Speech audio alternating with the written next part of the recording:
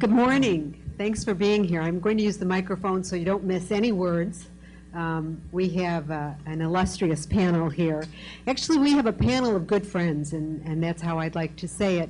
We represent every sector in SUNY, and it is important that you know that we work together often, and that what we come here to talk with you about today is something that really is sector connecting. We all agree on the importance of this new proposed legislation that Governor Paterson has proposed, the Public Higher Education Empowerment and Innovation Act. That's what we'd like to talk with you about. So thank you for being here, and thank you for your interest, because as we go along during this cycle of enacting a state budget for New York, and this bill goes along with it, it's really important that we start to look toward the future. What does the bill talk about? I want to start with where it came out of. It came out of really a few new players in New York, maybe a new governor, and certainly a new chancellor, Nancy Zimpher, coming in and starting a strategic planning effort that took her around the state to 64 campuses of SUNY. And those 64 campuses represent every sector. That is the community colleges, the technical campuses, the comprehensive campuses, the specialized doctoral granting campuses, and of course the senior universities. And as she got to look at the comprehensive view of SUNY, what happened is that many of our issues started to bubble up to the top. Issues that we often face as challenges to the State University of New York. We face them during budget cycles. We face them when we try to establish ourselves as entrepreneurial and nimble in the face of a fast-moving and rapidly moving economy. Issues that have never really been connected. And the chancellor, given her insight and her ability to listen across the state to all different constituencies on our campuses, finally started to put the picture together. She also spoke with faculty. She spoke with students. She brought in the public and private sectors, speaking with legislators as well as business and industry leaders, and thinking through what could happen, what could be established to unleash the power of SUNY, to not only help in the current financial crisis, but also to be future-oriented so that we can look out into the future and really be a powerhouse for the state of New York.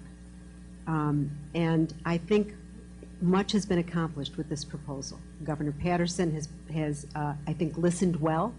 He and his representatives have come to the table to speak with Chancellor Zimpher and also Chancellor Goldstein from the City University of New York to pen this piece of proposed legislation. Today you'll hear a little bit about the details of the legislation. Certainly, I want to tell you a little bit about how it came together. Imagine an entity, all of us, across the SUNY and CUNY, being tied to the fortunes of New York, the economic circumstances perhaps of the country, and yet not being able to affect our own destiny, not being in control of our tuition, not often being able to control our appropriation for the entire year. Then think about trying to put together new programs and the morass of perhaps a bureaucratic overlay that stops us in our tracks, procuring equipment, thinking about cost-effective and efficient capital construction and renovation, thinking about partnering with public and private entities and land use across our many beautiful campuses that reach into every corner of New York State.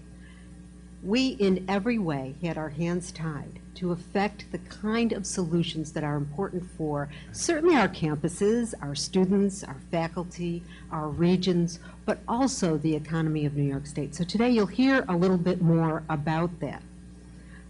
This is what I really would like you to take away from this, is that this is comprehensive. This is about all of public higher education in New York State. And in that way, it not only ties the sectors of SUNY together, it ties us with the City University of New York. These are the best minds taking a look at where we are now and thinking about the future for New York, thinking about the future for our country. You know what we do in public higher education? We throw our arms open wide so that we can, through our access mission, bring in everyone, gather all those ideas, and put them out there into really established lives, powerful lives that are fulfilled, that are working in every realm, both professional and private and civic, and really change the lives around them. So we want to be more powerful in that mission. We want to stay within our mission, but be more powerful within that mission. So today you'll hear a little bit about that from every sector. I'll probably come back and talk a little bit more about the comprehensive campuses, but we have a representative here for that as well.